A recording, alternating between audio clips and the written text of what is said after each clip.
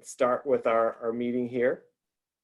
We'll start with our first speaker today, a gentleman who we know well and we're always interested in hearing from him. Although Kirk has been a member of the club for more than 4 years, has it really been that long, Kirk? This is his third icebreaker speech. There is always more to share. For Kirk, the 4 F's have been his top priorities: family, faith, fitness, and friends.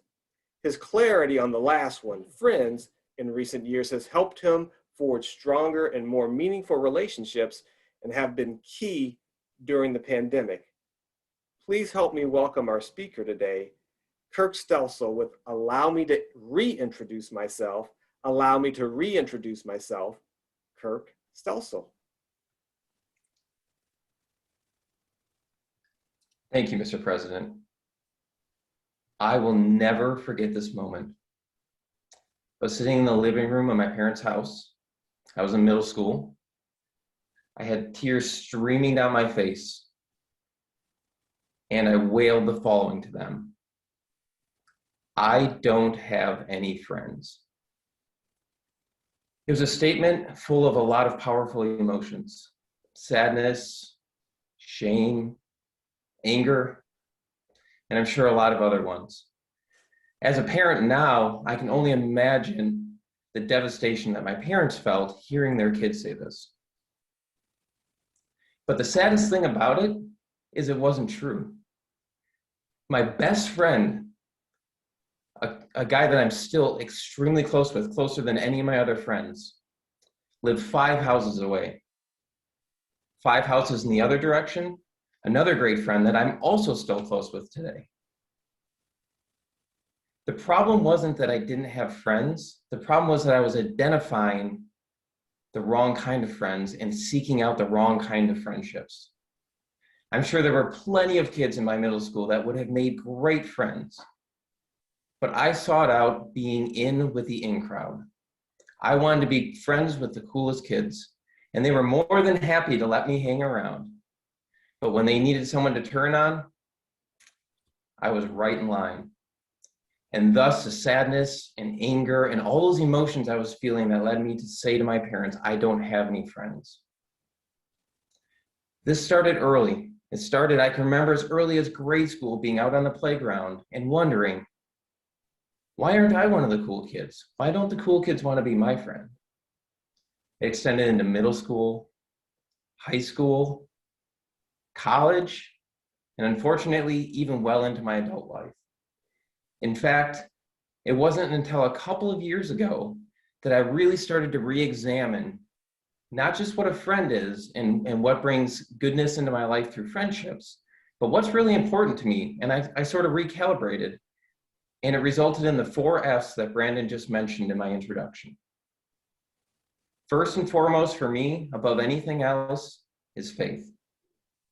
I don't have any of the other things in my life if I don't have my faith. And I have found ways in my life to deepen my faith, to re-examine my faith, to really practice my faith. And it's been a wonderful thing.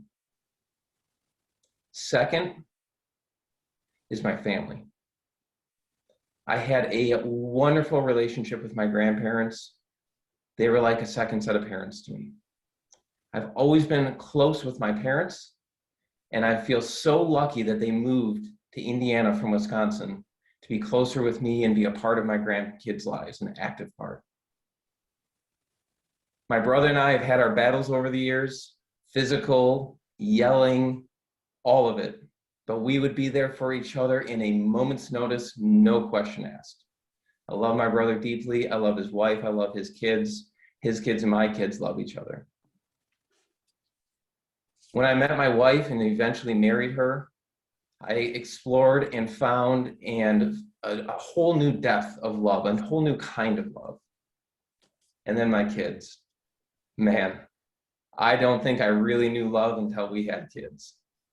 They're fantastic, and I've spoken about them before in here, so I don't need to go into depth on that. Next is fitness.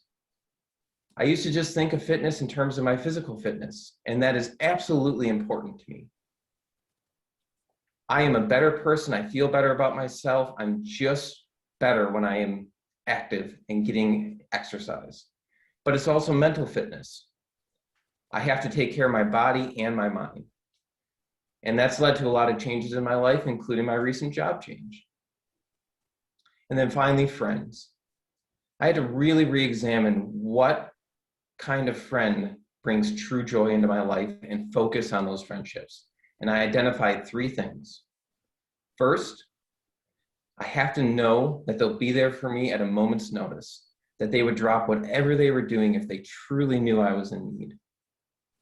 Second, I have to feel like, and I know you all know what this means, like we can pick right back up where we left off, no matter the time that's passed. A day, a month, a year, multiple years, it doesn't matter. It's like no time has passed at all and we're right back to where we left off. And then third and most important, I have to know, truly believe that they like me for me, that they appreciate me for me, and that I am totally comfortable being me without any sort of false pretenses or trying to be who I think they want me to be.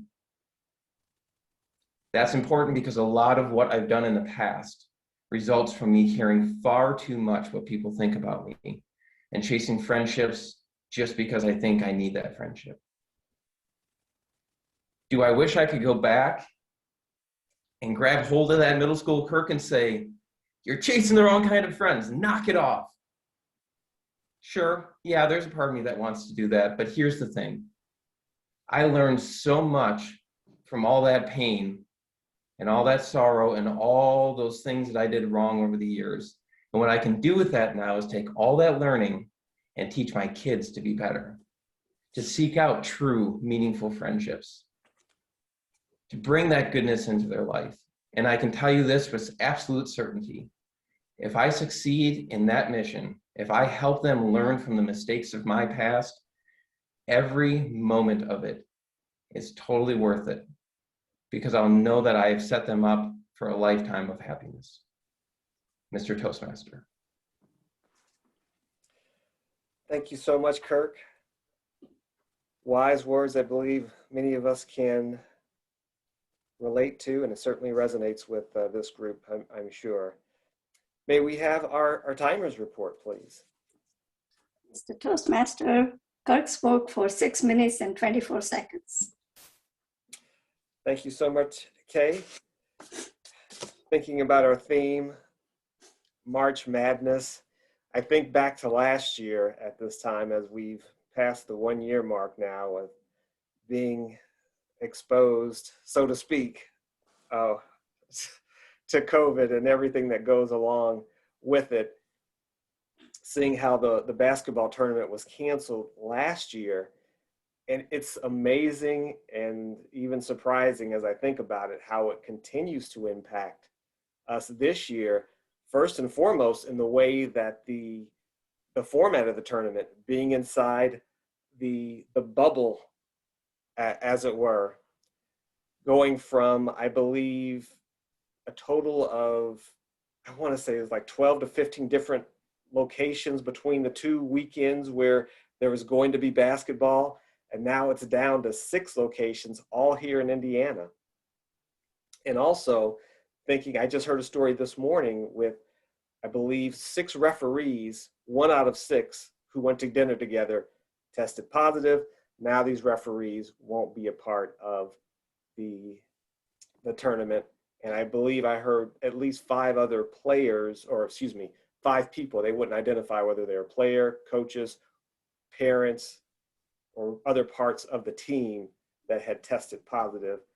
It continues to stay with us. It continues to be a source of change for us in many different ways. I'm just amazed that we're still here, but this is what we live with. We will move forward. Now, I'd like to introduce our evaluator of Kirk's speech. Please help me welcome Lauren. Thank you, Brandon. Kirk, This is the first icebreaker I believe I've had the pleasure of listening to, so it's all new information for me, and I think you did an excellent job of focusing on a topic that I think everyone can relate to, those core values. I think that really resonates with people, and I think you really captured our interest just on that alone. I also really appreciated how vulnerable you were in this speech. I think that really allows us to feel drawn in, because you really talked about some of me just not really feeling that friendship connection. And I think a lot of people can relate to that. And I think it makes us feel a little more trustworthy of you, with you sharing something so deep like that. I thought you did a great job controlling your arm gestures. And I know it's really hard in this format, but I think you did a great job by standing up, and the ones that you added when you said tears, they really elevated your speech and made it more enjoyable. Something you may want to work on, you were at 6:24, you were a little bit over, not a big deal. And one thing I would challenge you with is, I noticed sometimes, and only occasionally, you'd be saying something positive, but your head would shake, kind of no, side to side. So just something to be mindful of. But other than that, I thought that you spoke clearly. I heard every word that you said. You used great pace and vocal variety. You were high, you were low. You had great eye contact for this format, great gestures. You seemed so comfortable up there. I really enjoyed what you shared with us today and the way that you shared it, Mr. Toastmaster.